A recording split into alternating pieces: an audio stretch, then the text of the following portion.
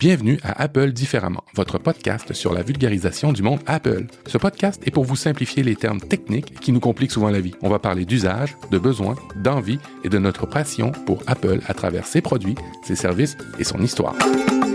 Hey. Je suis Matt, créateur de podcast et Apple enthousiaste. Je suis accompagné d'Audrey, formatrice, autrice et youtubeuse Apple. Bonjour Audrey, comment vas-tu? Salut Matt, ça va super et toi?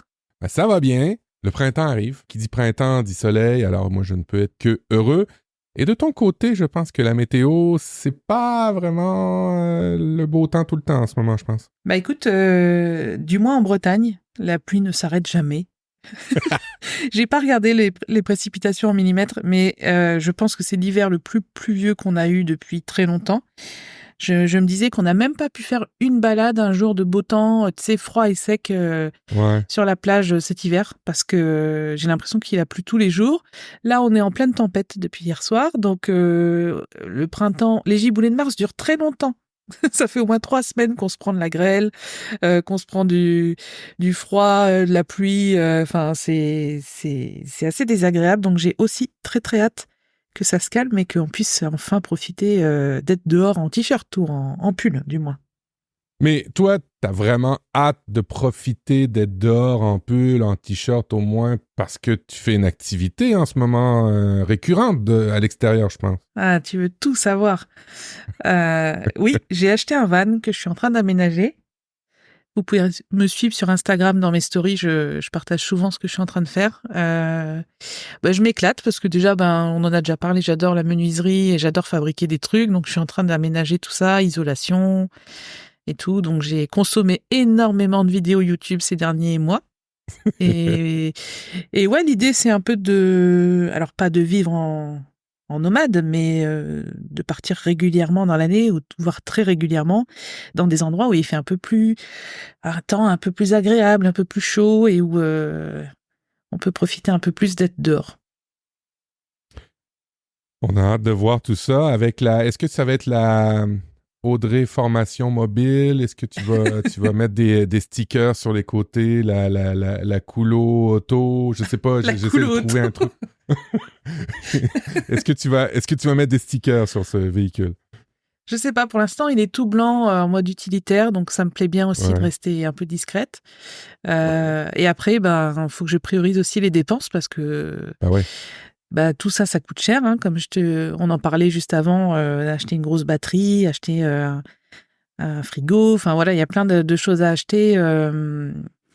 Et puis, il faut acheter tout le matériel aussi pour l'équiper. Donc, l'aspect extérieur, avec les stickers, les grosses fleurs années 70, peut-être un jour. Pour l'instant, il faut que je fixe mes budgets et que je limite un peu les frais. Effectivement. Ouais, ce qui compte, c'est quand même l'intérieur. Après, pour la suite, on verra. On vous tiendra au courant. Alors, hashtag VanLife, vous pouvez suivre Audrey maintenant sur ses péripéties de construction de véhicules. Et tu sais, ce qui est important aussi, puis qui vient de l'intérieur, c'est les beaux commentaires iTunes qu'on reçoit. On en reçoit à chaque fois qu'on publie un épisode de nombreux. Je vais commencer par Calitel qui nous dit « Bravo! Alors, bien évidemment, j'aime le contenu de votre podcast, mais il ne faut surtout pas oublier la qualité et la douceur de vos voix. Bravo à vous deux et merci pour votre travail. Continuez longtemps. » Merci beaucoup, Calitel. On a des belles voix. Ouais. Alors, toujours aussi bon au fil des années, c'est un message de Brutlune. On ne rigole pas. C'est un pseudo. On était mort de rire tout à l'heure. Donc, Brutlune nous a écrit un beau commentaire, toujours aussi bon au fil des années. J'écoute depuis pas mal de temps maintenant et c'est toujours un plaisir de vous retrouver. Je réagis au dernier épisode qui parle de sécurité. En commençant l'épisode, je me suis dit « Morph, je ne dois pas être trop mauvais concernant la sécurité de mon iPhone. J'ai un gestionnaire de mots de passe, j'utilise son générateur pour en créer de nouveaux d'ailleurs, j'utilise Face ID, tout va bien pour moi. Et arrivé au milieu de l'épisode, j'ai eu un déclic, je réalise que mon code PIN est 0000. Bref, j'ai changé mon code PIN, comme quoi il y a toujours du bon à tirer de vos épisodes. Effectivement, des fois, c'est un élément de la chaîne qui fait qu'il n'y a plus rien qui va bien. Troisième commentaire qui nous vient de Siddle, SDLE. Merci, un contenu intéressant, intelligent, documenté, impartial et objectif. diffusée dans une ambiance amicale, chaleureuse, calme, posée et bienveillante. J'imagine que tu as un dictionnaire des synonymes. Merci à vous deux. J'ai hâte de découvrir la prochaine mouture. Ben, merci beaucoup à toi et c'était une bonne petite blague. Concernant le dictionnaire des synonymes, on tarit pas de lire vos commentaires amicaux. Merci beaucoup. Ouais, moi je trouve que les mots documentés, impartial, objectif, ben c'est pas plus très... important. Hein? Ouais, c'est ça. On essaye, on essaye.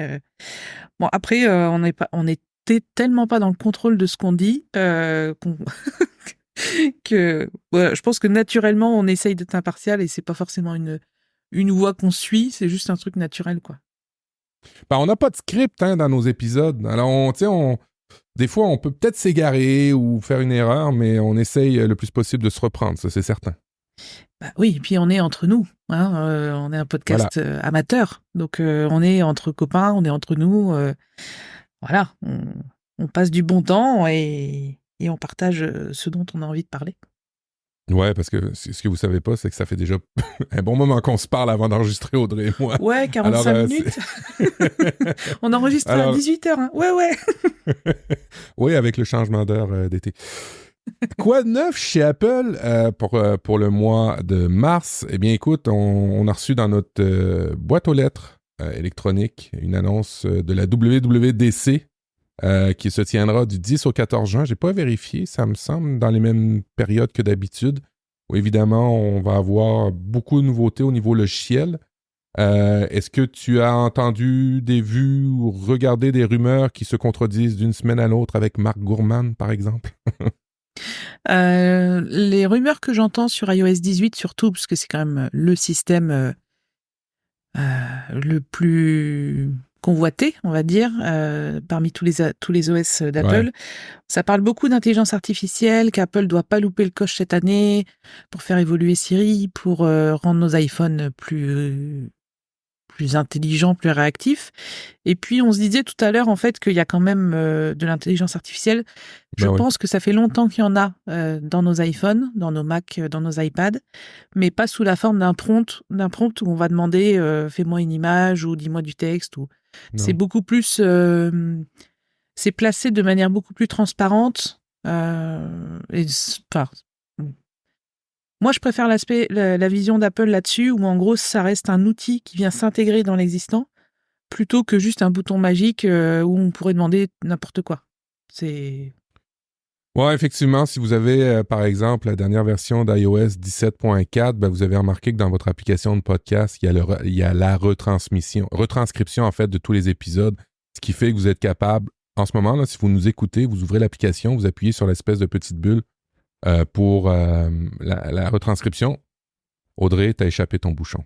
Si vous voulez faire ça discrètement, mais non, je te dénonce. Je suis grillé.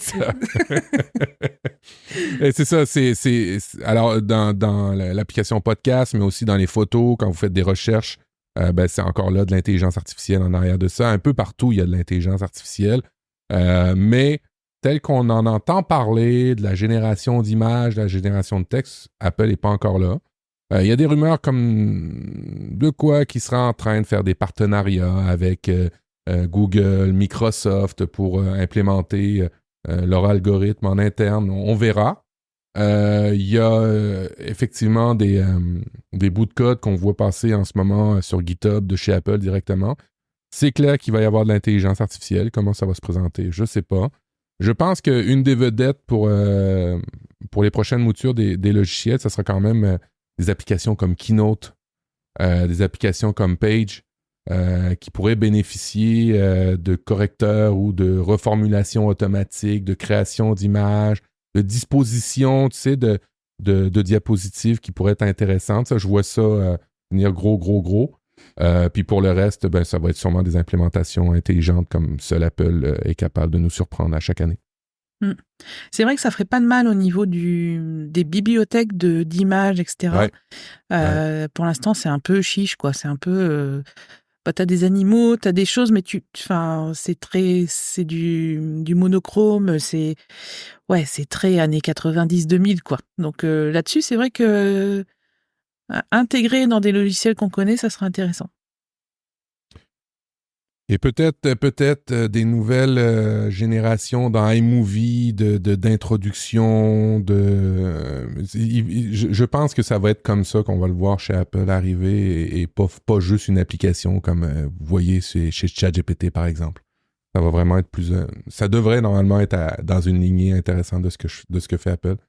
Mais sachez que tout ceci est vrai jusqu'à temps que ça ne le soit plus quand les vraies annonces vont arriver. Ah oui, on va pas faire un épisode de rumeurs, hein, ça suffit. Hein. Exactement. On va parler de concret, de choses vraiment vraies, de vrai. Un nouveau MacBook Air M3 qui est sorti. Audrey, t'avais acheté le M2, toi? Oui, exact. J'avais acheté le M2, pas quand il était sorti, je sais plus quand j'en ai eu besoin en fait. Donc là, oui, nouveau MacBook Air M3, mais en fait, ça continue. J'ai l'impression qu'en fait, à chaque fois qu'il y a un nouveau Mac qui sort, on dit ouais, encore plus rapide, encore mieux, toujours mieux, ouais. et qu'en fait, c'est une évolution qui est devenue un peu banale. On change la puce et puis ça y est, on a des nouveaux modèles. Au niveau design, il n'y a rien qui change. Après, c'est des super bonnes machines.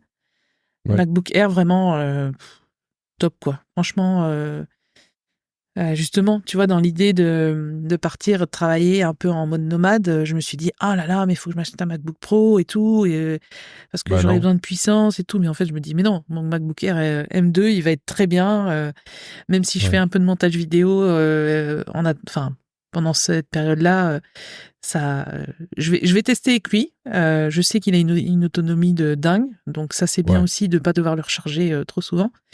Donc ouais, voilà, je pense que les Mac d'aujourd'hui avec des puces M1, M2, M3, on est tranquille vraiment quelques années. Ouais, puis peut-être le rappel que je ferais, moi, dans un groupe, on en discutait, des gens qui voudraient acheter aujourd'hui un ordinateur portable. C'est le MacBook Air que je recommanderais, là, à moins vraiment de faire d'une profession qui nécessite... le MacBook Air va très très bien. Vous prenez 16 GB de RAM, ça je vous le conseille fortement. Moi j'ai un M1 chez moi avec 16 GB de RAM, puis un M1 avec 8 GB de RAM. Et quoi qu'en disent certains médias, je vois des différences. Celui avec 8 GB de RAM, je fais pas les mêmes choses que celui avec le 16 GB de RAM. Je le savais, mais je sais aussi très bien que je peux pas faire des choses plus évoluées que ce que j'ai avec 16 GB de RAM. Alors, n'hésitez pas pour ça. Pour vrai, là, c'est cher, mais on n'a pas le choix. Là. C'est ça, en fait. Tu sais, je pense que... Alors, faudrait réécouter nos archives, mais il me semble que depuis le tout premier Mac M1 qui est sorti, on a dit prenez 16 Go de RAM. Je pense qu'on avait fait un épisode avec Guillaume Jette à ce sujet. Moi, c'est ce que j'ai toujours conseillé dès que les puces Apple Silicon sont arrivées, de prendre au moins 16 Go. Tu vois, moi, j'avais pris ça sur mon iMac sur lequel je travaille depuis 2 ans maintenant, le M1. Et je suis très contente parce que 16 Go, ça suffit. J'aurais 8 Go, ça suffirait pas. Donc, prenez 16 Go minimum. Maintenant, vous pouvez prendre 24, 32. Donc, voilà, si vous avez un peu d'argent, mettez plutôt l'argent dans la mémoire... comment ils appellent ça même? Dans la mémoire unifiée ou le stockage, bien sûr, comme d'habitude. Plutôt que dans un MacBook Pro d'entrée de gamme. En fait, vaut mieux prendre un MacBook Air bien équipé qu'un MacBook Pro d'entrée de gamme. Ouais, je pense que c'est le bon conseil par rapport à ça. Évidemment, le M3 a une petite exception que le M2 puis le M1 n'auraient pas. Et là, je vais vous parler d'un sujet que je ne possède pas bien parce que j'ai passé 2 heures avant l'émission pour comprendre vraiment ce que vous avez sûrement lu dans les médias, la nouvelle faille GoFetch qui serait sortie. C'est des chercheurs en cybersécurité qui ont trouvé une faille qui vient des puces de chez Apple. Pour le moment, je ne m'aventurerai pas dans l'explication parce que je n'ai pas encore trouvé des façons simples de vulgariser ce que je pense avoir compris. Alors, c'est important de ne pas dire n'importe quoi. Mais par contre, ce que je peux m'avancer à vous dire, c'est que dans la puce M3 par rapport à la M2 et à la M1, il y aurait un truc qui fait qu'il ne serait peut-être pas accablé des enjeux de GoFetch. Alors, encore une fois, si c'est ça qui vous motive, peut-être regardez du côté du M3. Mais une fois qu'on a tout dit ça, les moyens d'exploiter cette faille qui serait sortie des labos d'une université américaine, c'est pas encore clair. Il y a des exploits qui sont en ligne, des façons de l'exploiter, mais dans nos logiciels au quotidien, comment ça pourrait arriver qu'on perde des données, comment on pourrait se faire pirater par cette grosse faille-là que vous voyez sûrement dans les médias en ce moment, c'est pas encore clair. Ce qui est clair, par contre, toujours installer des logiciels qui proviennent d'une source pertinente, toujours aller sur des sites qui sont intelligents. Alors, je ne ferai pas plus que ça sur cette faille GoFetch qui est sortie là dernièrement. Mais évidemment, beaucoup de médias en ont parlé, puis évidemment, Apple n'est pas si sécuritaire que ça. On va suivre. C'est assez récent. Toujours dans les choses un petit peu plus tristes, et puis c'est peut-être un peu pour ça que l'action d'Apple commence un petit peu à tomber. Pas à tomber, mais à descendre. Le département de la justice américaine a porté plainte contre Apple. Alors sachez que c'est pas la première fois. En 14 ans, c'est la 3e fois. Pour des violations sur la loi antitrust centrées sur l'écosystème fermé de l'iPhone. Qui serait utilisé pour construire un monopole. On reproche toutes sortes de choses. J'ai regardé des détails très précis des reproches que la justice américaine porte. Il y a des choses que je pense que ça fait du sens. Il y a des choses qui sont peut-être à éclaircir, mais en tous les cas, le département de la justice américaine accuse Apple de bloquer des applications essentielles, de limiter des services de streaming mobile sur de jeux cloud. Typiquement, si vous vous rappelez d'Epic Games, toutes ces choses-là qu'on a entendues dans les dernières années, d'entraver des applications de messagerie interplateforme. Alors là, typiquement, avec iMessage, il est juste disponible sur iPhone, on vise directement ça. De restreindre des portefeuilles numériques tiers, de limiter la compatibilité des smartwatches tierces. Bref, Apple contredit en bloc tout, comme à son habitude, et il y aura des procès par rapport à ça. Rappelez-vous les procès qu'il y a pu y avoir dans les années 90 avec Microsoft, où Microsoft, on l'accusait d'un monopole, mais à l'époque, il détenait 95% du marché. Là, Apple, c'est pas ça du tout encore. Ça ressemble beaucoup à du lobbyisme qui peut arriver aux États-Unis. Sachez qu'aux États-Unis, faut vraiment comprendre le financement des partis politiques. C'est privé. Il n'y a pas de limite. Ce qui fait que, vous comprenez, il y a des élections, il y a des gens qui financent plus les partis que d'autres. Bref, ça ne veut pas dire que le département de la justice est directement lié aux politiques, mais c'est toujours un peu ça qui est quand même en arrière de tout ça. Alors à suivre, mais c'est pas bon pour l'action d'Apple, mais qui n'est pas en chute libre du tout, qui a juste baissé un petit peu par rapport aux autres fois. Je ne sais pas ce que tu en penses de tous ces trucs-là. Je sais en ce moment qu'en Europe aussi, Apple est poursuivi. Disons qu'avec iOS 17.4, Apple a eu l'obligation, suite à une loi européenne, de permettre l'installation d'applications provenant d'une autre boutique, enfin d'autres boutiques que l'App Store. Ouais. Donc il y a ça, il y a les moyens de paiement aussi qui doivent être étendus. Et pas fermé seulement à Apple Pay. Donc, il y a je pense que les États-Unis sont en train de suivre le chemin que l'Europe a pris. Ouais. Donc, ça, l'avenir nous le dira. Moi, je conseille toujours pas d'installer des applications en dehors de l'App Store. Non. Je pense qu'il va falloir plusieurs mois de recul là-dessus. On va voir comment Apple, est-ce qu'elle ouvre carrément en Europe son iPhone à des boutiques tierces sans contrôle du tout. Enfin, pour l'instant, c'est trop tôt, on ne sait pas, mais je pense que les États-Unis se sont dit, si Apple a plié en Europe, on va essayer de les faire plier ailleurs. Effectivement, et puis dites-vous qu'on parlait de failles de sécurité, on parle de législation, ça n'arrive pas pour rien. Apple est de plus en plus gros, a de plus en plus de parts de marché, de plus en plus visible, et c'est normal que ces choses-là arrivent. Bref, c'est ce qui faisait le tour un peu de l'actualité. Il y a eu plein de rumeurs sur des produits qui sortiraient au mois de mars. Il y a eu juste les MacBook M3. Il devait avoir des iPads, il devait avoir des écouteurs. On vous en parlera pas, mais c'est toujours fabuleux de voir les rumeurs du dimanche de la newsletter de Mark Gurman qui sont démenties le mercredi. On va dire qu'il fait rêver les gens. L'espace de 48 heures, en Ah, effet. c'est ça. Parlant de faire rêver les gens, je ne sais pas si on va faire rêver les gens, mais c'est un truc quand même assez essentiel chez Apple. Ça va faire l'objet de ton dossier aujourd'hui. Tu vas nous parler d'Apple ID, de compte Apple, d'identifiant Apple. Je pense qu'il y a des choses à expliquer parce que des fois, c'est un peu compliqué, Apple, en ce moment, pour ces trucs-là, non? Bah, disons que j'avais envie qu'on parle de ça parce que notre identifiant Apple, il est vraiment au centre de de nos usages, de notre consommation de services. Enfin, c'est vraiment notre identifiant Apple, notre compte Apple.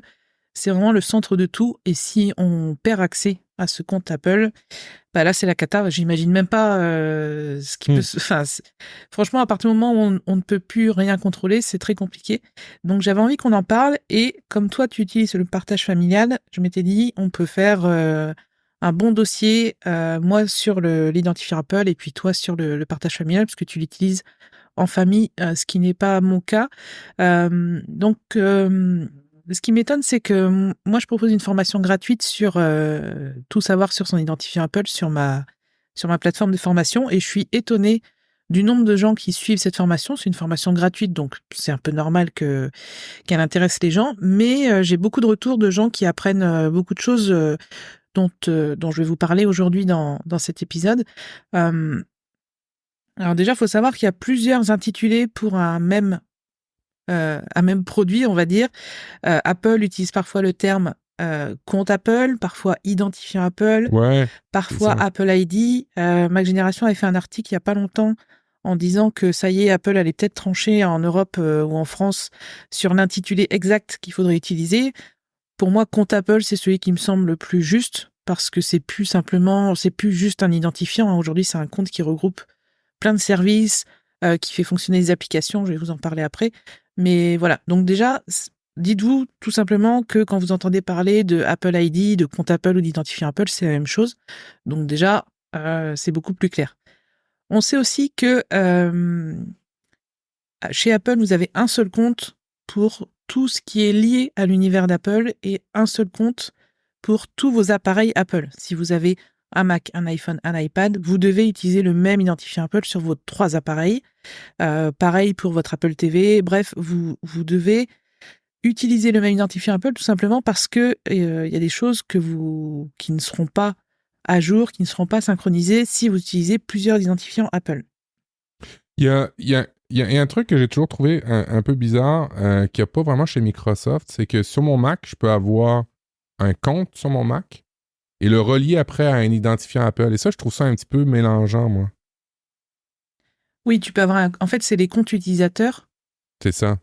Puisque le Mac est le seul appareil Apple à pouvoir gérer plusieurs utilisateurs. Donc ça, pour les familles, c'est génial parce que chacun a son univers, chacun a son espace sur le Mac. Et il peut rattacher son propre compte Apple à son compte utilisateur. Moi, je trouve ça très bien, mais c'est vrai qu'il faut comprendre cette nuance-là. C'est ça, effectivement. Tandis que tu t'ouvres exemple, tu ouvres un compte chez Microsoft, tu viens d'avoir un ordinateur Windows, ben tu te connectes directement avec ton compte Microsoft. Tu n'as pas un compte utilisateur. En dessous, il va faire le lien entre ton compte utilisateur et ton identifiant Microsoft. Mais chez Apple, ils l'ont encore gardé les deux séparés quand tu te crées quand tu t'ouvres ton profil, en fait, ton profil sur ton poste. Sur le Mac uniquement. Parce que sur l'iPhone et l'iPad, bah oui, c'est un seul utilisateur. Par contre, il y a une option sur Mac quand tu crées ton compte utilisateur, quand tu viens d'acheter ton Mac, tu crées ton compte utilisateur.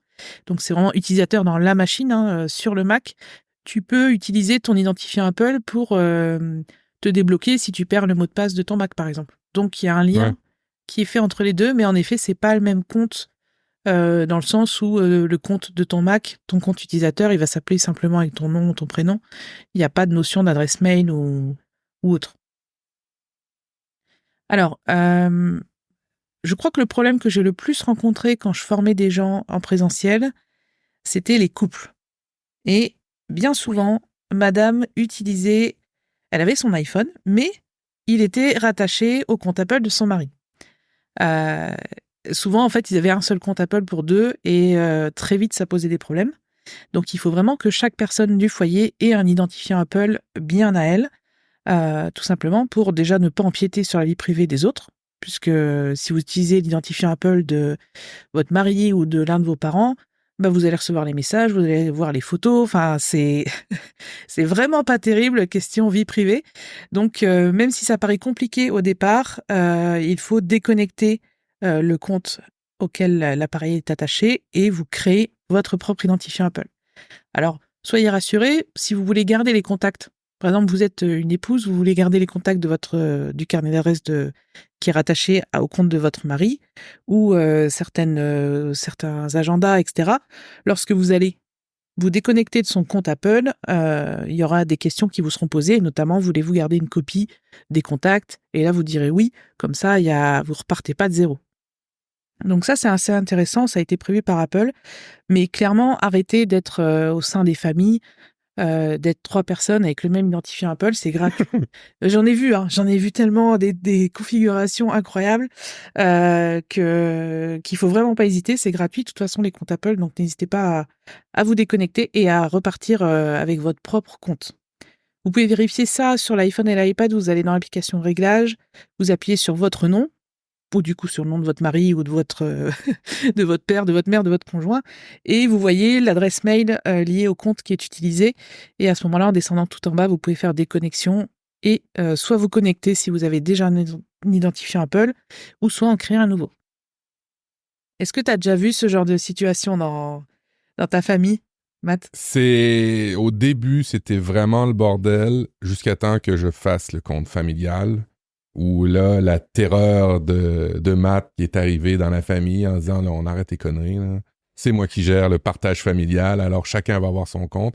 Mais ce que tu dis là, c'est quand même assez vrai. Tu sais, moi, je suis dans le développement web depuis plusieurs années et souvent, pour un service en ligne, il y a un compte dans la famille. Tu sais, il y a une adresse mail dans la famille. C'est aussi grand que ça. Mais ça va avec la maturité numérique. Alors, c'est normal aussi que les gens, au début, on avait une adresse mail pour la maison, on avait une adresse de courrier pour la maison, on s'est dit, on a une adresse mail pour la maison, alors ça va être gérardejetjeannette@gmail.com, et puis là, la vie était belle, parce qu'on recevait les factures de la maison. Oui, c'était pas si personnel. C'est ça. Voilà. Là, le problème, c'est je reçois des mails. Bonjour, je reçois des photos de mon mari quand il va faire des photos à à Leroy Merlin, à Brico Merlin, et je veux pas avoir ces photos. Comment je fais? Et quand je les enlève, il m'engueule. Bah ouais, c'est normal. Voilà. Et c'est la chance. Et là, on parle juste de Brico Merlin. C'est ça. Ouais. Parce que sachez que si quelqu'un utilise votre identifiant Apple, il a accès à tout, à vos messages, à vos mails si vous utilisez la boîte mail d'Apple, il a accès à vos notes, enfin, attention à votre vie privée. Donc, en fait, vous êtes le seul à pouvoir utiliser votre identifiant Apple. Voilà, c'est simple. Pour les enfants, Matt va nous l'expliquer après, mais on peut créer des comptes Apple enfants qui sont soumis au contrôle parental. Enfin, c'est très bien fait. Il y a quand même un reproche que j'ai à faire au partage familial, mais j'en parlerai après, quand tu parleras de ton dossier. Et il me semble qu'on en a déjà parlé, mais ça n'a pas évolué. Ouais. En tout cas, sachez que lorsque vous créez votre compte Apple, ou même si vous l'avez créé il y a 10 ans, vous aviez peut-être une adresse mail chez Wanadoo. Allez, une vieille adresse mail, ou chez... Caramel, voilà, ou chez Lycos, enfin bref, vous aviez vraiment une adresse mail que vous n'utilisez plus, peut-être à laquelle vous ne pouvez plus accéder. Donc là, attention, vous pouvez aller sur Apple ID. Alors, je vous mettrai le lien dans les notes de l'émission, mais vous pouvez aller sur le site d'Apple qui gère votre identifiant et vous pouvez modifier l'adresse mail utilisée pour votre compte Apple. Ça ne veut pas dire que vous faites un nouveau compte Apple, ça ne veut pas dire que vous remplacez tout ce qui existe, vous allez juste modifier l'identifiant, donc c'est-à-dire l'adresse mail utilisée lorsque vous aviez créé votre compte Apple, parce que vous devez absolument pouvoir accéder aux emails qui arrivent sur ce compte en cas de réinitialisation, etc. Donc, dites-vous bien que vous pouvez modifier l'adresse mail utilisée dans votre compte Apple. Par contre, si vous choisissez d'utiliser l'adresse mail qu'Apple vous fournit, par exemple, qui finit par @mi.com ou @icloud.com. Ils font plus les mi.com, c'est terminé, c'est les iCloud.com, je pense, maintenant. D'accord. Et il n'y a plus de @mac.com non plus? Non, ça c'est fait encore longtemps. les plus... c'est encore les plus early qui ont encore ça. Moi, j'ai un Mi. Toi, t'as sûrement un Mac, probablement, c'est ça? Non, je crois que je l'ai plus. Je crois que j'ai un mi.com et un iCloud.com du coup. En tout cas, sachez que si vous utilisez l'adresse mail fournie par Apple et que vous l'utilisez pour votre identifiant Apple, vous ne pourrez plus le changer après. C'est une restriction d'Apple. Une fois qu'on a changé, par exemple, avant c'était Gmail et vous avez mis ah ben non, mon identifiant Apple, je veux utiliser l'adresse mail proposée par Apple. Là, vous ne pourrez plus le changer. Donc choisissez bien au moment où vous le faites. En tout cas, ne choisissez pas une adresse liée à votre fournisseur d'accès Internet, genre Orange, Free, etc. Parce que c'est sûr et certain que vous changerez un jour ou l'autre de fournisseur d'accès. Donc prenez plutôt une adresse mail Gmail, par exemple, ou celle d'Apple. Comme ça, vous êtes sûr que vous la gardez à vie. Et ils le savent que vous allez la garder, la Free, l'adresse Free. C'est pas pour rien qu'ils vous la proposent gratuitement. Alors, en tout cas, l'identifiant Apple, ça vous offre un accès à énormément de services. Je vais vous les lister parce qu'il y en a qu'on a tendance à oublier et qui sont pourtant accessibles. Alors, bien sûr, vous avez accès à l'App Store, Apple Arcade, Apple Books. Maintenant, ça s'appelle Livres. Vous pouvez accéder à Fitness Plus, à Apple Music et à l'achat de musique si vous n'avez pas d'abonnement. Apple News, News Plus, Apple Store, alors la boutique en ligne d'Apple et aussi l'Apple Store, l'application qui s'appelle comme ça, qui est super pratique pour gérer vos achats en ligne chez Apple. Vous pouvez accéder à Apple News Plus. En fait, il y a des plus partout maintenant. Tout ce qui est payant, c'est plus, en gros. On a bien sûr Apple Pay, Apple Podcast, Apple TV, Apple TV+, FaceTime, partage familial. La fonction localisée, bien sûr, Game Center, iCloud, iCloud+, iCloud.com, iMessage, iTunes, puisqu'il existe encore un petit peu dans les tréfonds des serveurs de chez Apple, et se connecter avec Apple, donc connexion avec Apple. Tout ça, ce sont les services auxquels vous pouvez accéder avec votre identifiant Apple. Donc, quand Apple vous demande de vous identifier, utilisez votre compte Apple. Il y a 99% de chances que ça fonctionne avec votre compte Apple. Est-ce que tu en as ajouté d'autres? Non, j'ai pas ajouté d'autres. La nuance, c'est que tout ce qui est plus, comme tu disais, c'est des services qu'on peut accéder, mais qu'il faut payer. Ouais. c'est ça. Apple News, nous, on a juste le widget. On n'a toujours pas d'appli. Ils n'ont toujours pas trouvé de compromis, je pense, avec la presse française. Vous avez juste à déménager, hein, parce que maintenant, on a des podcasts Apple News Plus, nous, en Amérique du Nord, en plus de Apple News Plus. Les nouvelles au niveau du sport, ils ont été augmentées. Ça commence à être la plateforme, moi, que j'utilise le plus. Tu vois, ils ont fait des partenariats chez nous, et puis je veux pas passer trop de temps là-dessus, mais ils ont fait des partenariats chez nous avec les journaux locaux auxquels j'étais abonné. J'ai arrêté mon abonnement de journal. Ça m'a économisé de l'argent parce que j'avais News Plus dans mon abonnement. Alors, les journaux locaux, les magazines, maintenant, il y a beaucoup de podcasts aussi qui sont en train d'arriver avec News Plus. Ouais, je sais pas. Je pense qu'en France, c'est un peu compliqué, comme souvent. Donc, et puis, il y a beaucoup d'organismes de presse en France qui sont financés par l'argent public. Donc, je pense que trouver un compromis, un accord avec ça doit pas être simple. Bon, en tout cas, sachez que votre identifiant Apple vous permet aussi de vous connecter à des apps. Notamment sur votre Mac, vous avez l'application Messages par exemple, vous pouvez vous identifier avec votre identifiant Apple et accéder à vos messages qui sont synchronisés entre vos appareils, envoyer des SMS avec le Mac, enfin bref, vous pouvez Messages et e-Message sont vraiment intégrés partout et c'est surtout sur le Mac qu'on doit s'identifier avec son identifiant Apple, sinon sur l'iPhone et l'iPad, ça se fait automatiquement. On a bien sûr FaceTime, on a donc l'application Livres, Musique. Oui, en fait, Apple News, c'est le même nom pour le service et pour l'application. Donc, je me répète. Mais voilà, ça, c'est plus les noms des applications que vous trouvez sur vos appareils. Donc, Musique, Apple News, pour ceux qui sont chanceux. L'application Podcast, l'application Apple TV, plus Apple TV, et l'application localisée, qui est aussi rattachée à votre identifiant Apple. Et puis, quand tu parles de se connecter avec Apple, c'est l'espèce de bouton noir que vous avez de plus en plus sur les sites web indépendamment d'Apple, là, vous pouvez vous connecter avec votre identifiant Apple directement avec le bouton automatique sur les sites web au lieu de créer un compte, authentifiant, mot de passe. Vous perdez plus de temps avec ça, vous appuyez sur le bouton noir et puis c'est grâce à votre identifiant Apple que vous pouvez aussi vous connecter dans d'autres services. Et la stratégie, ben, elle est très brillante, c'est que ben on n'aura plus le choix de garder un identifiant Apple, on n'aura plus le choix de garder un accès à Apple parce qu'on va relier de plus en plus Apple partout. Et pas juste dans les services Apple, mais maintenant dans les sites web en dehors de chez Apple. Bah, ça permet surtout de générer une clé d'identification au lieu de choisir un mot de passe.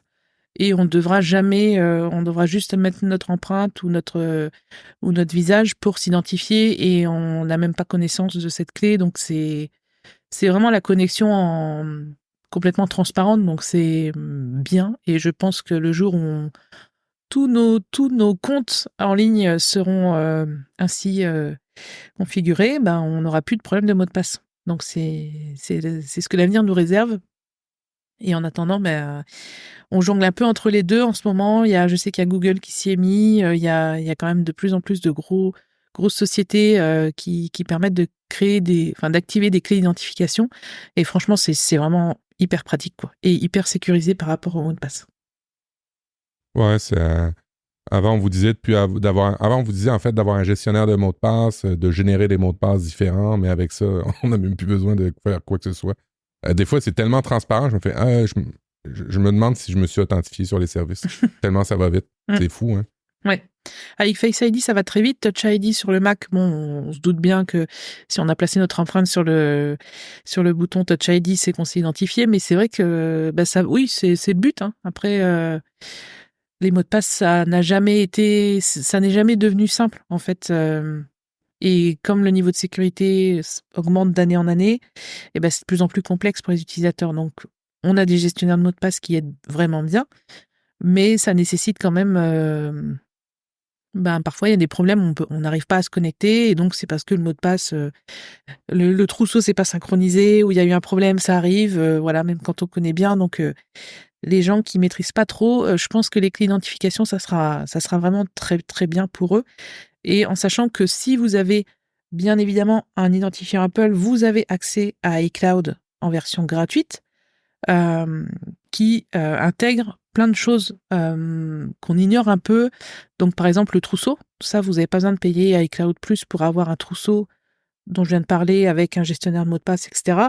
Il y a plein de choses qui se synchronisent sans qu'on le sache vraiment, genre quand vous lisez un livre dans l'application Livre, d'un appareil à l'autre, si vous êtes à la page 86 de votre livre, ça va se synchroniser sur tous vos appareils. Il y a plein de synchronisations qui s'activent même pas, qui se font automatiquement entre les apps et entre vos appareils. Podcasts, ouais. Oui, les podcasts, ouais. La musique aussi. Il y a plein de choses qui s'activent seules. Et des fois, je me dis, mais c'est vrai, en fait, je me rends même plus compte que j'ai changé d'appareil parce que tout est synchro, quoi. Donc tout ça, c'est accessible grâce à votre identifiant Apple. Et puis, tu sais, un identifiant Apple, ça permet aussi gratuitement d'aller sur iCloud.com. Et iCloud.com, oui, c'est là où vous gérez vos identifiants, mais c'est aussi la plateforme web pour aller faire Page, pour aller faire Keynote, pour aller faire Number en ligne quand vous n'avez pas votre Mac. On ne le dit pas assez, mais c'est quand même une suite bureautique qui est inclue directement à partir d'un compte Apple, gratuitement. Oui. Et des apps géniales que j'utilise tous les jours, hein, la suite iWork, comme on l'appelait avant. C'est une suite que j'utilise depuis des années et des années. J'ai fait des formations sur Pages, sur Numbers. C'est vraiment... ça répond à la grande majorité des besoins des utilisateurs et c'est gratuit. Donc, ou c'est intégré dans le prix de l'appareil que vous achetez, vous voyez ça comme vous voulez. Mais en tout cas, oui, avec même iCloud Drive, vous avez quand même la possibilité de synchroniser des fichiers entre vos appareils avec les 5 gigas gratuits. Je ne sais pas si un jour on dépassera ces 5 gigaoctets de stockage gratuit pour iCloud. Je pense que si, quand même, ça va...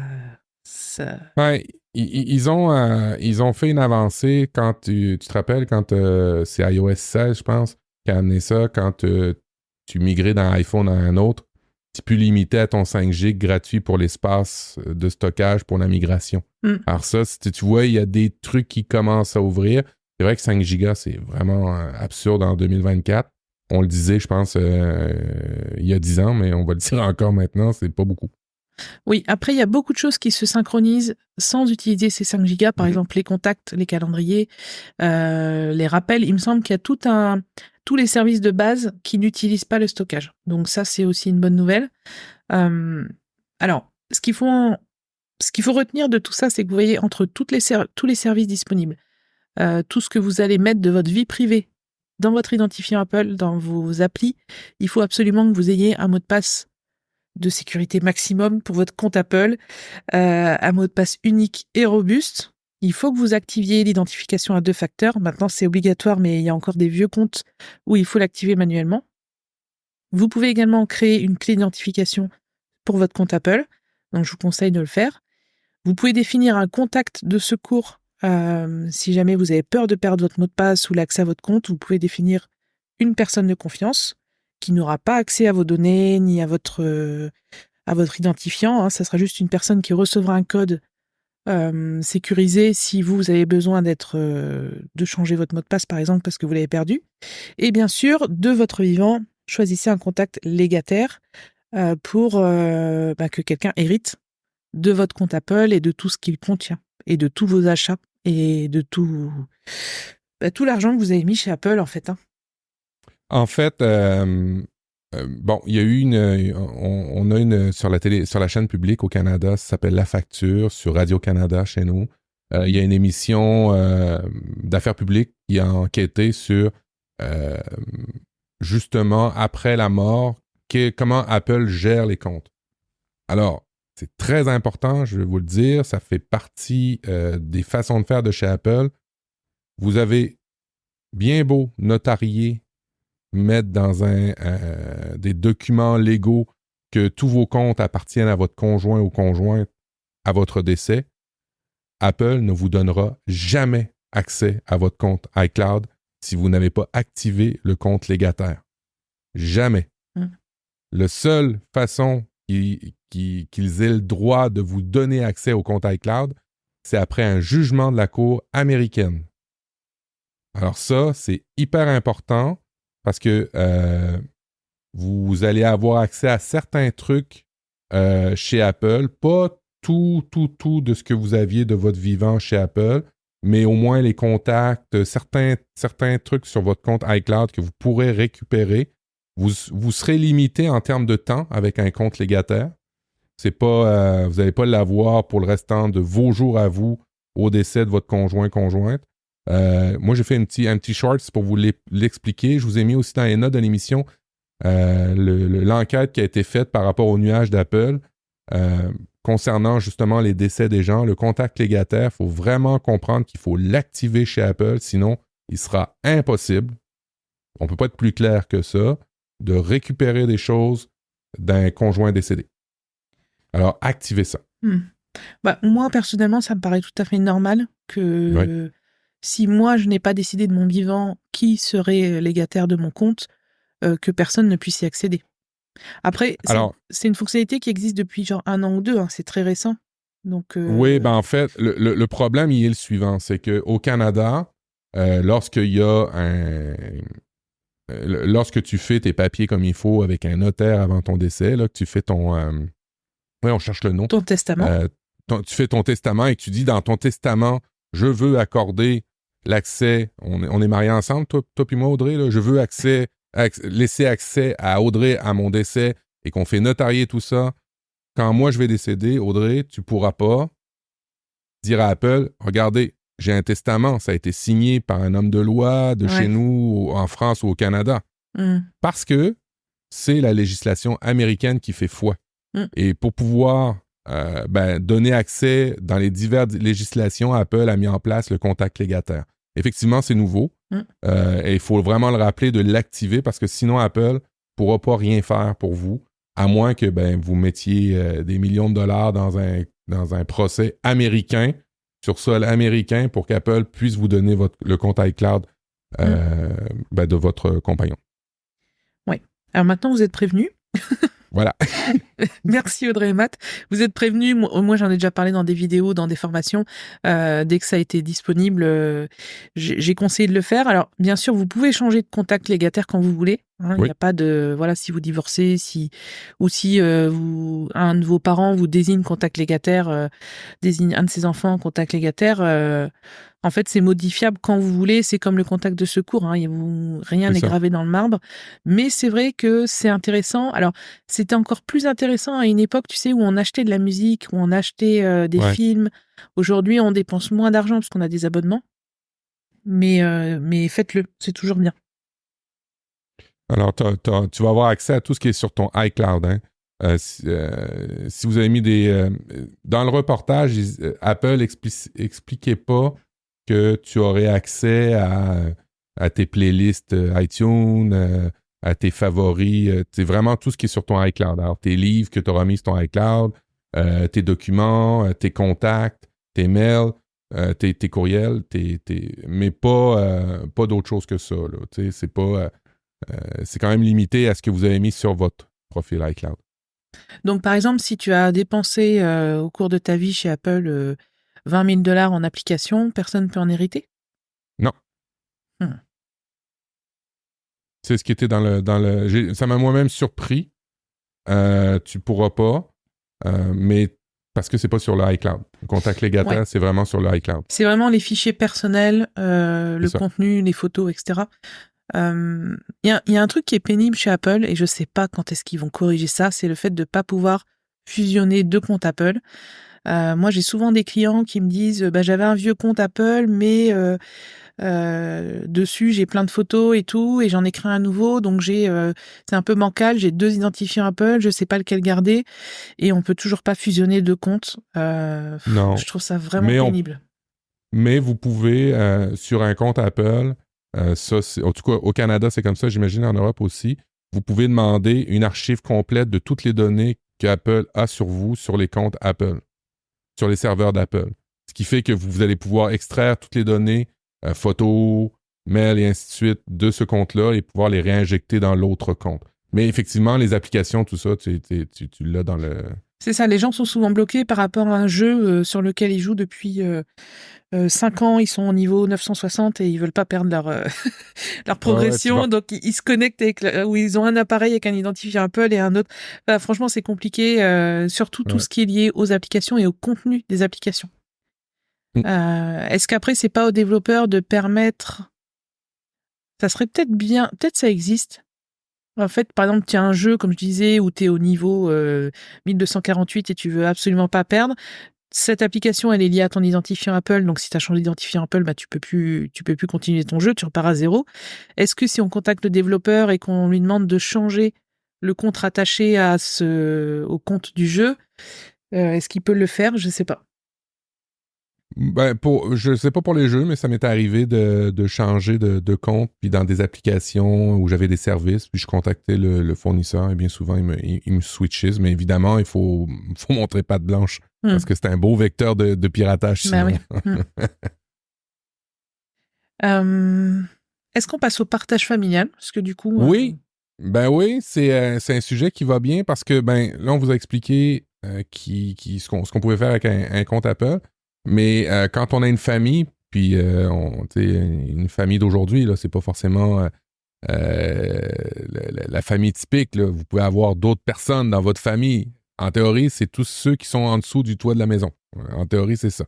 Alors, donc, vous pouvez partager avec la Apple plein d'éléments et reconstituer un cocon numérique familial pour la gestion de votre famille. Alors, typiquement, ce que vous pouvez faire, c'est regrouper tous les comptes qui sont chez vous dans un partage familial, ce qui vous donnera accès à plein de trucs, mais donnera aussi le contrôle à une personne. Alors ça, il faut vraiment le comprendre. Le grand chef de la famille, il va y en avoir qu'un, pour Apple en tous les cas, et malheureusement, ça peut des fois être compliqué pour les achats.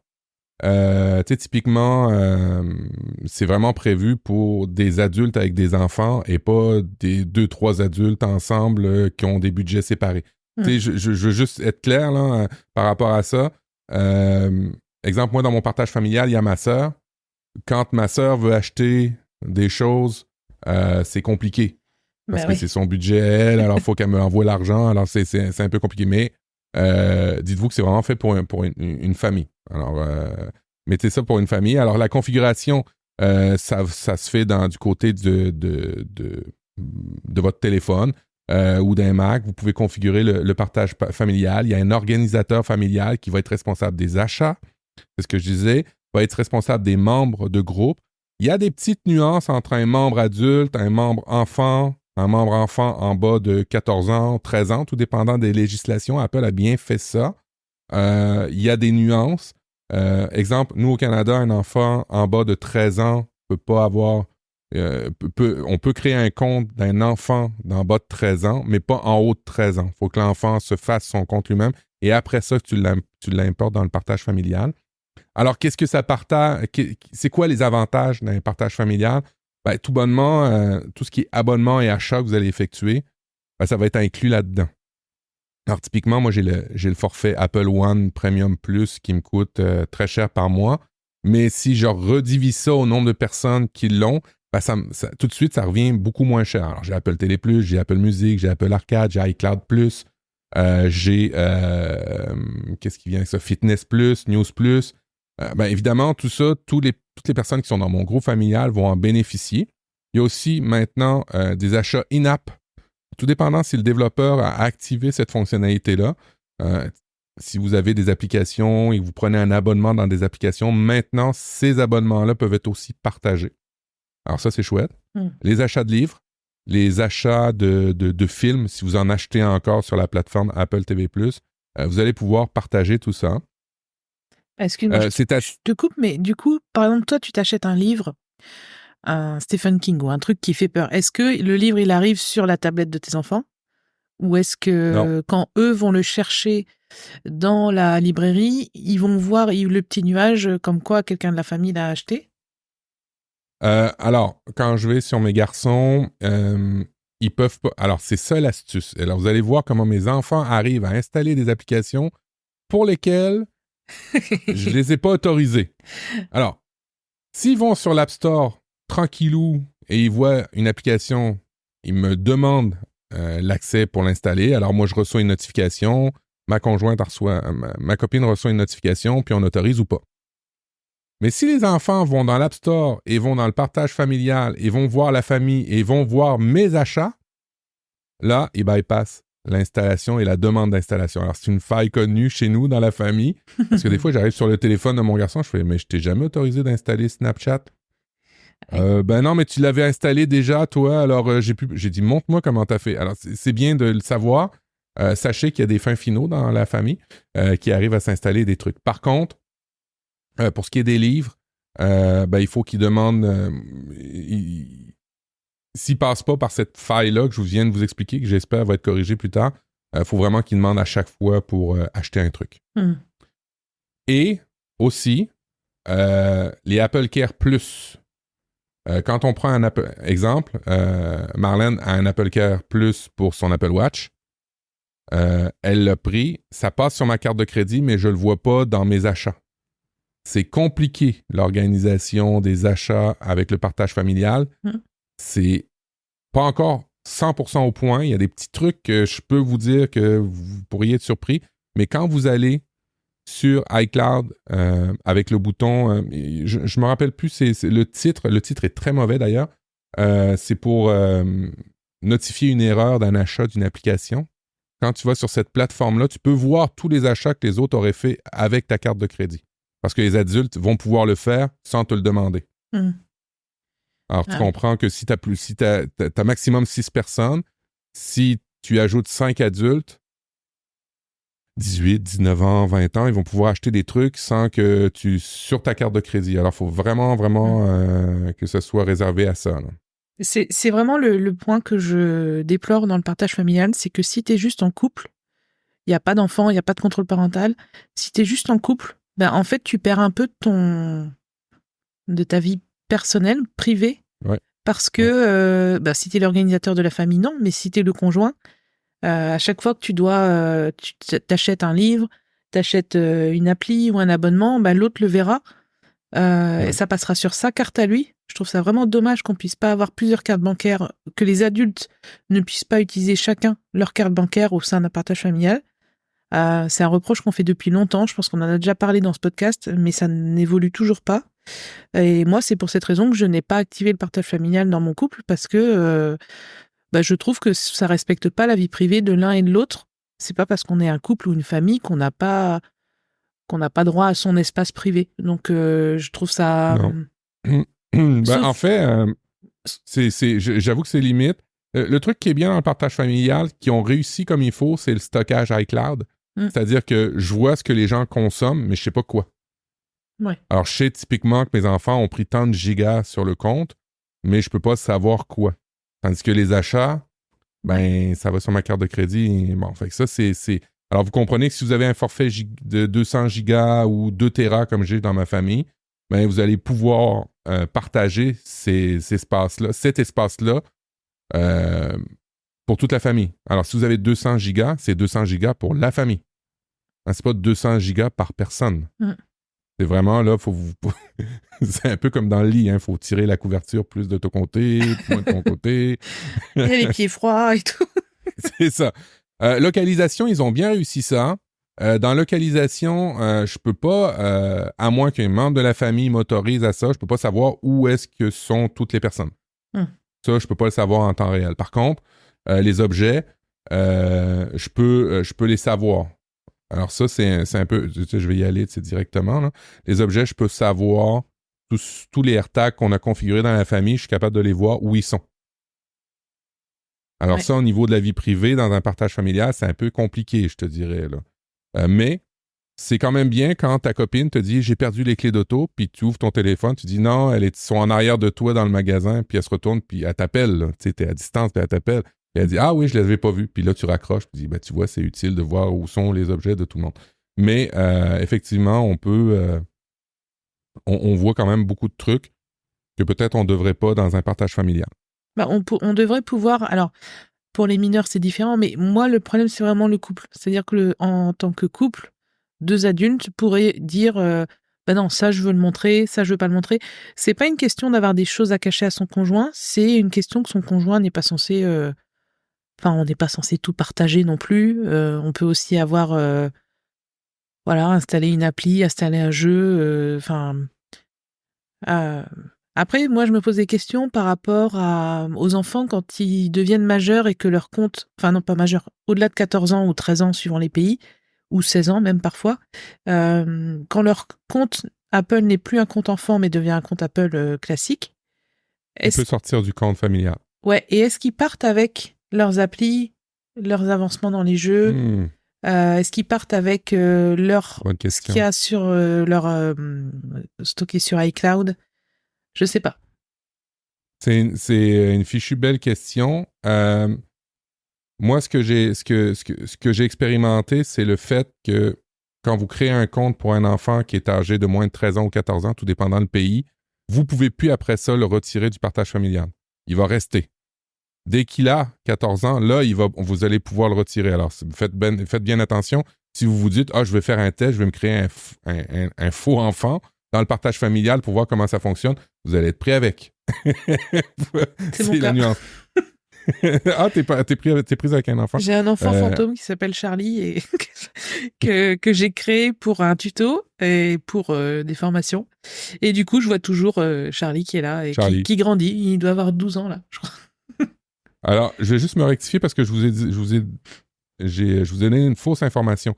Pour les AirTags, vous voyez pas les AirTags de la famille. Je suis désolé. C'est parce que j'ai les clés de mon enfant puis je les ai mis sur mon compte à moi et pas sur son compte à lui parce qu'il les perd tout le temps, alors je veux les retrouver. Mais on voit pas les AirTags du reste de la famille. Par contre, on voit tous les appareils. Oui. Mais on peut partager un AirTag maintenant avec qui on veut. Oui, exact. Donc c'est pour ça que vous avez le contrôle. C'est ça. En fait, le partage d'AirTag n'est pas lié au partage familial. Par exemple, si vous avez mis un AirTag autour de votre animal, vous pouvez partager votre AirTag avec quelqu'un qui viendrait s'occuper de lui temporairement. Ou voilà. Donc le partage d'AirTag, c'était une nouveauté d'iOS 17 et c'est pas lié au partage familial. Alors, vous ne pouvez pas réinitialiser les comptes des gens dans la famille, sauf pour les enfants.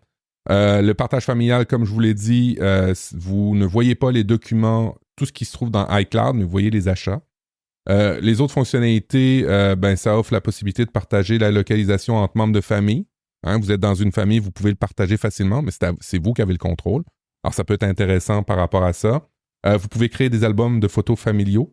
Ça aussi, ça peut être intéressant, même maintenant automatique.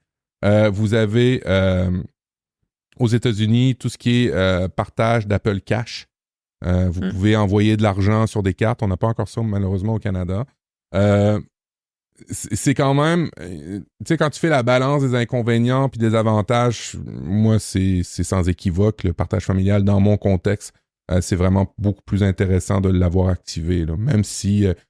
les achats, mon fils, il contourne la sécurité des fois par rapport aux achats ou des choses comme ça. C'est quand même mieux que si je l'avais pas, en fait. Oui, de toute façon, il y a pas plus malin qu'un enfant qui veut détourner un temps d'écran, un contrôle parental. Moi, tu verrais sur YouTube, les questions que j'ai, je les repère à 10 km. Je pense qu'il a 11 ans derrière son écran, il ou elle, et c'est « Bonjour madame, mon fils utilise un compte enfant, et j'ai perdu le code de temps d'écran, comment je peux faire ?» Tu vois ? Et je sais que c'est des enfants derrière qui posent les questions, donc bonjour madame. Enfin, je vois la façon dont ils écrivent et tout. Ils sont passés pour leurs parents pour que je les dépanne.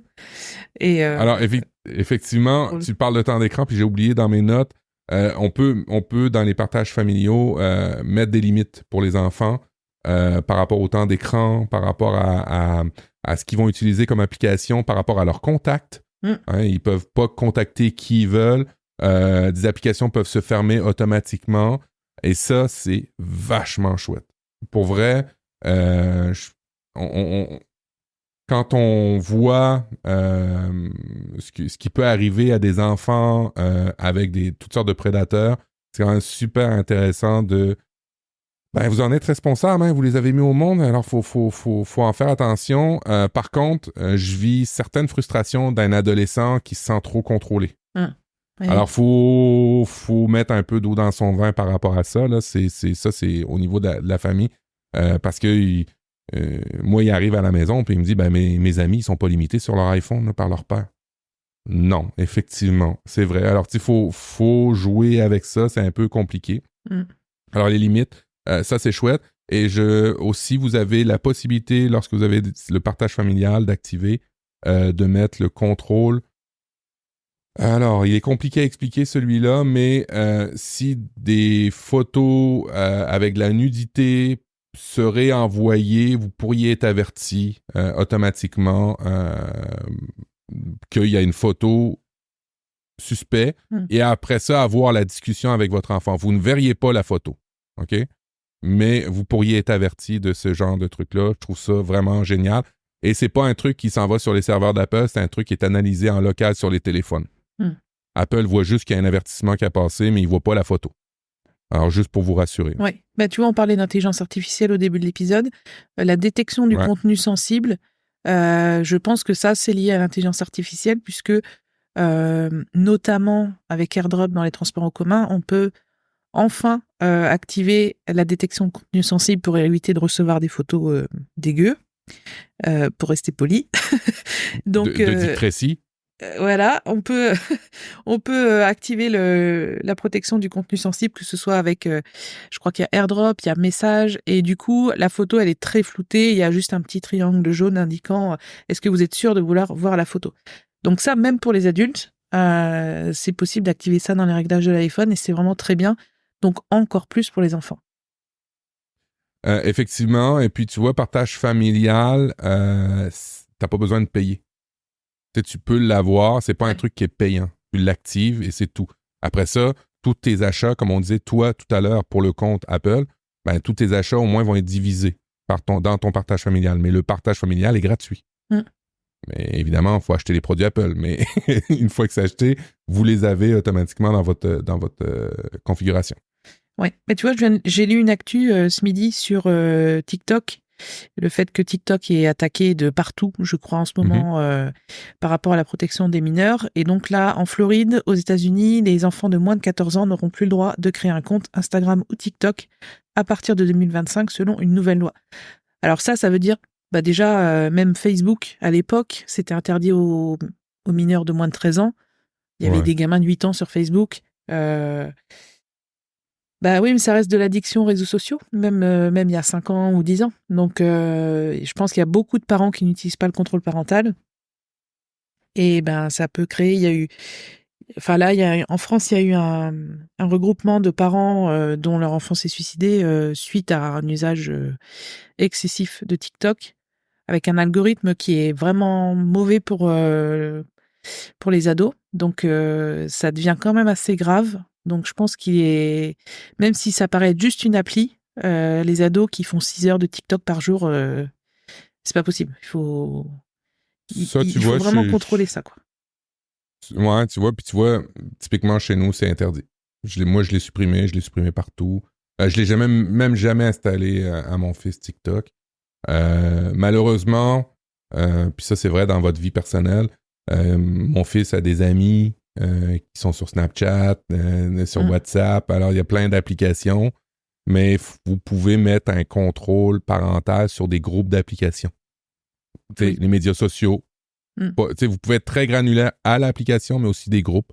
Alors, ça peut être pas trop compliqué à configurer, mais il faut quand même passer un temps par rapport à ça. Ouais. Non, mais c'est surtout je pense vraiment, je veux dire, même moi, j'ai 42 ans, je passe beaucoup trop de temps sur Instagram. Je le sais. Alors, j'imagine si si en 2024, j'avais eu 10 ans, mais j'aurais passé ma vie sur mon téléphone. Enfin, c'est sûr. J'en aurais eu 2, je crois, un dans chaque poche. Et c'est évident. C'est évident que c'est des aspirateurs à cerveau, quoi. Et qu'à un moment, comme Léo Duff l'a dit il a fait une vidéo sur TikTok. Je crois que c'est comment TikTok a hacké notre cerveau, ou je sais plus. Il explique très bien la puissance de l'algorithme. Et dans le documentaire que j'ai vu, il y a une dame qui parlait que sa fille s'était suicidée et elle attaquait donc TikTok en justice parce que sa fille était un peu complexée, elle était en surpoids, et à partir du moment où on tape perdre du poids sur TikTok, on va avoir que des vidéos qui vont amener les jeunes à la dépression. En fait, c'est très... il y a vraiment un problème avec cet algorithme sur TikTok, et donc voilà, faites super gaffe avec vos enfants à ce niveau-là. Et donc, utilisez le contrôle parental. Vraiment, c'est gratuit, donc ne vous en privez pas. Écoute, on a passé un moment d'épisode qui est assez fondamental pour les produits Apple. On ne peut pas vraiment être dans l'écosystème si on n'a pas de compte Apple, et puis on ne peut pas en bénéficier comme il faut au niveau d'une famille si on n'a pas un partage familial. On a fait une bonne émission, on a fait des actualités. Je suis content, mais depuis le début, Audrey, depuis le début de l'enregistrement, moi, il y a un truc qui me titille. Il y a un truc que je veux absolument savoir. C'est dans la partie pensée et réflexion personnelle, tu as écrit l'ampoule du frigo, Audrey. Et ça, j'étais content de faire l'émission avec toi, mais ça, pour moi, ça va être mon dessert. J'ai hâte de savoir c'est quoi qui se cache comme histoire en arrière de l'ampoule du frigo. Raconte-nous dans la partie pensée et réflexion du mois, tu as mis l'ampoule du frigo. Ouais, je vais vous raconter une petite histoire, une histoire très contemporaine. Quand j'ai installé ma cuisine, c'était en 2016, donc ça fait, ça passe quand même, ça fait 8 ans. J'ai bien sûr acheté un frigo intégré de la marque Whirlpool. Je le dis parce que je pense que c'est pareil partout aujourd'hui. Et il y a quelques mois, j'ouvre mon frigo et la lumière clignote. Et puis les jours passent, et puis un jour il fait tout noir dans le frigo. Et un frigo sans lumière, c'est quand même très compliqué. On est d'accord? Oui. On a l'ampoule, on a la lampe torche sur le iPhone, alors, mais c'est vrai que c'est compliqué. C'est ça, à chaque fois que tu veux prendre un truc au fond du frigo, et encore, j'ai pas un très grand frigo, moi j'ai un frigo avec une seule porte, donc... Bon, alors Audrey dit ça parce qu'on parlait des Nord-Américains et des Européens, et je lui disais, c'est sûr que mon frigo est plus gros que le tien. Elle dit, tu dois sûrement avoir un frigo à 2 portes. J'ai dit, non, moi, il y en a 3. Voilà. Et c'est pour ça qu'elle me fait la remarque. Donc j'ai un frigo basique à une porte, quand même. Et un jour, il a fait tout noir dans le frigo, donc je me dis, naturellement, Et suite à ma longue expérience de vie avec plusieurs frigos dans ma vie et tout, je me dis, je vais changer l'ampoule. Normal, jusque-là, tout va bien. D'habitude, c'est un cache en plastique, c'est une petite ampoule, tu vas à la quincaillerie, tu prends le même modèle et tu remplaces. Ouais. Eh ben non, aujourd'hui, et même en 2016, c'était déjà plus comme ça. Aujourd'hui, dans nos frigos, on a des LED. Et pas de problème. Ok, une LED, ça reste une ampoule, on va dire, sauf qu'elle est LED, elle consomme moins d'électricité, elle dure plus longtemps. Bon, là, 8 ans, c'est pas non plus un exploit. Et donc, je cherche. En plus, il faisait noir dans le frigo, donc tu sais, tu appuies, tu regardes, tu comprends pas. Et en fait, je me renseigne sur Internet et j'apprends que l'ampoule du frigo est une LED et qu'elle est soudée à la carte mère du frigo. Non. Si. Alors, qu'est-ce que je fais ? Ben, j'appelle Whirlpool. J'appelle le SAV. Je leur dis, bonjour, j'ai tel frigo, mon ampoule est morte, qu'est-ce que je peux faire ? Oui, alors, écoutez, pour changer l'ampoule, il faut changer toute la carte électronique. Ok. Je dis, c'est quand même un comble. Ouais, bon. Elle doit pas coûter cher, la carte électronique, elle doit être prévue pour être changée souvent, donc pas cher peut-être, non ? Alors, il me renvoie vers un réparateur local que je contacte par mail en expliquant la situation, en donnant la référence de mon frigo et en demandant un devis. Alors, allez, combien tu dis pour remplacer l'ampoule du frigo ? Et donc... Alors, le frigo a coûté combien ? Le frigo a coûté combien ? Je peux pas te donner de... 300 €. 300 €? Ben, il peut pas coûter le prix du frigo, alors je dirais peut-être... Je vais y aller avec 1/6, 50 €. C'est cher pour une ampoule. Plus cher. Non. Plus cher. 75 €? Non, plus cher. Écoute, fin du suspense. J'ai reçu un devis de 280 €. Le prix du frigo. 280 € pour 240 € pour la pièce uniquement et 40 € de déplacement. Parce que amener ton frigo, c'est un peu compliqué. Ouais. Donc, quand j'ai vu ça, je me suis dit, bon, bienvenue dans l'époque de la technologie et des nouvelles technologies. Et j'ai longuement réfléchi. Et en fait, je me suis dit, c'est hors de question que je mette 280 € pour changer une ampoule. Il y a un moment, c'est pas cohérent, c'est pas possible. Hors de question de changer de frigo parce qu'il marche très bien. Et je déteste le gaspillage, donc voilà. Donc, ce que j'ai fait, c'est que je suis allée sur notre ami Amazon, puisque j'habite à la campagne, donc en fait, Amazon, tu commandes un truc, c'est ton ami. Bah oui. C'est imbattable. J'y repensé encore cet après-midi, c'est imbattable comme système. Voilà. Et donc, j'ai trouvé des petites lumières. En gros, tu as 3 LED, c'est des petits ronds.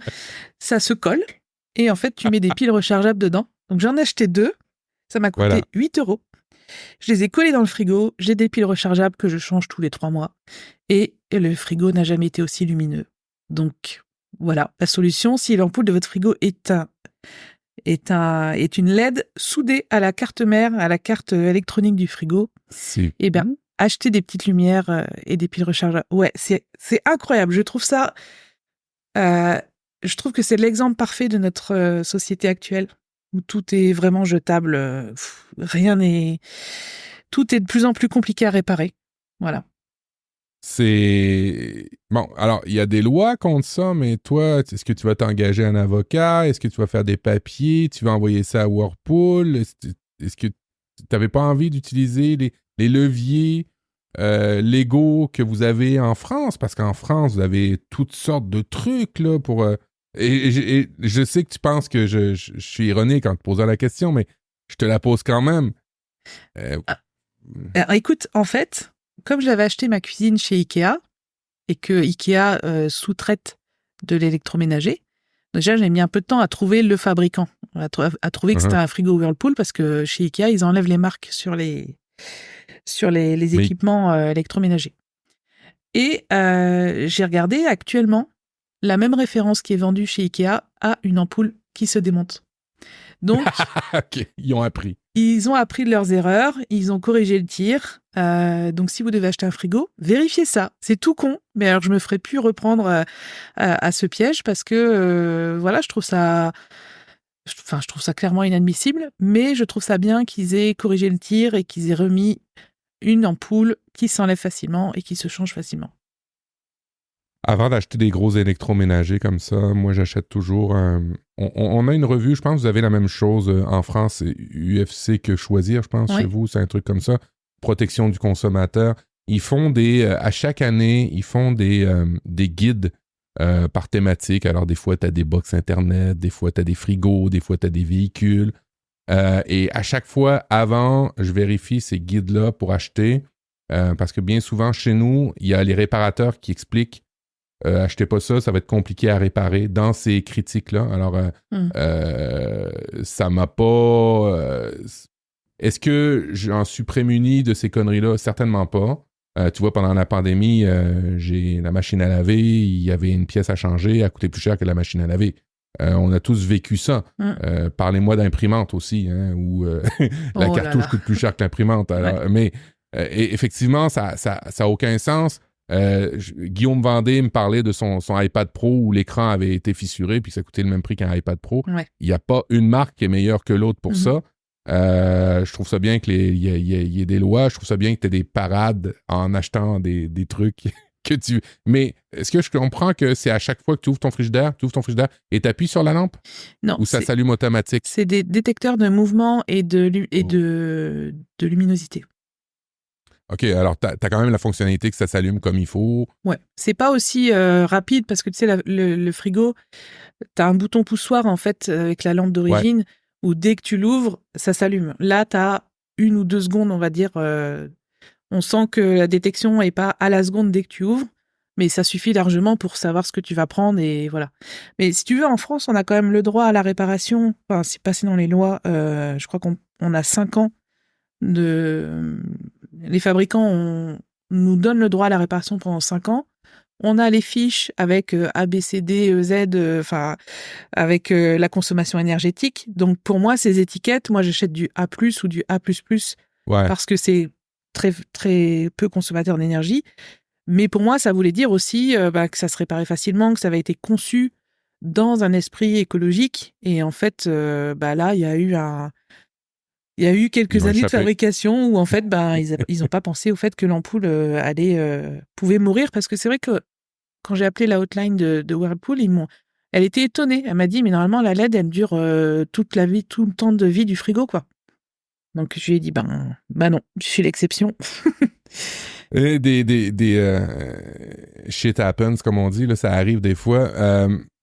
Ici, on a des lois aussi qui commencent à se faire. Il y a un truc malin que j'ai trouvé au Québec qu'on essaye de mettre en place, c'est qu'on a la loi sur la réparabilité des objets, comme vous avez, mais aussi une loi qui l'accompagne, qui sont en train de mettre en place sur le délai normal de réparabilité. C'est-à-dire que si tu as un truc qui doit être réparé, un frigo, tu n'auras pas le droit d'attendre plus que 4 jours, par exemple, ou 5 jours pour avoir une réparation. Ce qui va obliger à pas faire des démarches et des délires et décider ça. Mais par contre, les manufacturiers ont compris la parade et lorsque tu as un appareil qui est à réparer, ils ne mettent pas tout de suite en mode réparation tant qu'ils n'ont pas la pièce. Alors, ils te le réparent dès qu'ils ont la pièce en 5 jours, par exemple. Mais le temps que tu as la pièce, ça compte pas dans les 5 jours, le délai.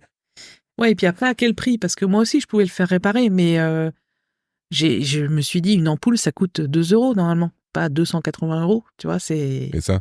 Après, je comprends, le gars, il vient, il se déplace, il va faire 50 km aller-retour. Je sais très bien que ça engendre des frais, hein. J'ai fait de la formation à domicile, donc je sais que ça coûte cher de se déplacer, mais par contre, la pièce, même si c'est toute la carte électronique du frigo, 240 €, ça fait cher la petite carte électronique qui gère le froid, la température du frigo, quoi.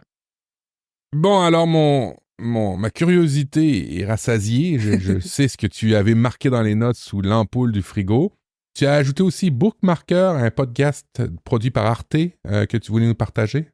Oui, Bookmaker, c'est un podcast que j'écoute depuis longtemps où ils interviewent des auteurs et des autrices qui écrivent des livres et c'est vraiment hyper intéressant.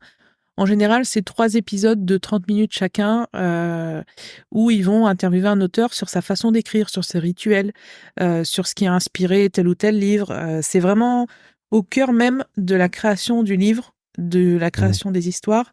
Et moi qui adore écrire, en fait, je trouve ce podcast génial. Et quasiment tous les podcasts produits par Arte sont géniaux. Donc, Bookmakers, c'est... si vous aimez la littérature ou si vous aimez les écrivains, les auteurs, vous allez aimer. Je vous mets le lien dans les notes de l'émission. Cool, merci beaucoup. Moi, dans mon cas, j'ai pas beaucoup de réflexion, de pensée. Alors, attends, je précise, t'as écrit YouTube. Oui, en fait, c'est ça, c'est que toute mon énergie en ce moment est sur YouTube, c'est ce que je voulais dire. Je pourrais vous parler de comment je fais mes vignettes, je pourrais vous parler de plein de trucs, mais en ce moment, je suis assez monomaniaque là, sur YouTube. Je fais que du YouTube. Alors, je me suis accordé une semaine de pause parce que malade, mais je ne fais que du YouTube. Alors, ça ne serait pas très intéressant à vous partager ce mois-ci, si ce n'est que... Si ce n'est que... Si ce n'est que ça va bien la chaîne et que ça grossit et que je commence à avoir beaucoup d'abonnés. Alors ça, tu vois que le travail, ça porte fruit. Par contre, il y a des trucs que je comprends pas encore sur YouTube au niveau de l'algorithme. Comment ça se fait que j'ai plus de monde d'un seul coup? Je veux comprendre et ça m'interloque beaucoup. Je suis vraiment... Je t'avoue que je trouve c'est vraiment incroyable, ton nombre d'abonnés je sais pas, t'as plus d'abonnés par mois que moi, alors que proportionnellement, j'ai beaucoup plus d'abonnés.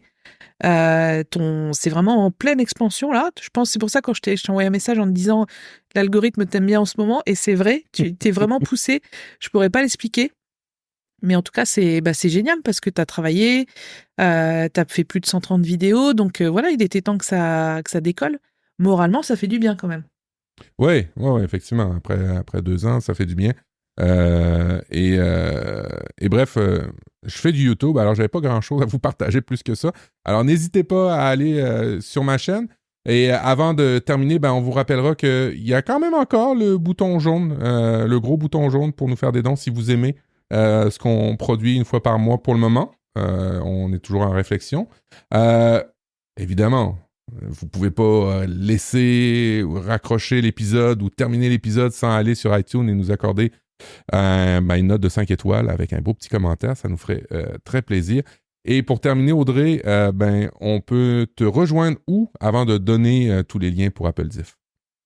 Alors, je me faisais aussi une réflexion, c'est-à-dire qu'il n'y a jamais eu autant de réseaux sociaux et aussi peu d'échanges. C'est incroyable. J'ai toujours mon compte Twitter, Mastodon, Blue Sky, Thread, etc. Mais j'y passe quasiment plus de temps parce que j'aime pas trop l'ambiance qu'il y a sur les différents réseaux en ce moment. Voilà, je préfère la menuiserie. Et en tout cas, oui, vous pouvez me suivre, surtout sur mon site web appleavec-audrey.fr où vous retrouvez mon blog, mes formations, la page contact, etc. Mais je trouve que depuis que tous les réseaux, depuis que Twitter a explosé, en fait, il y a plus... Ouais, je trouve Thread notamment, j'aime pas du tout ce réseau, j'aime pas du tout l'ambiance qu'il y a. J'ai l'impression que c'est pire que LinkedIn, donc... Ouais. J'aime bien les mails, sinon. Effectivement. Retournons aux longues lettres envoyées par courrier.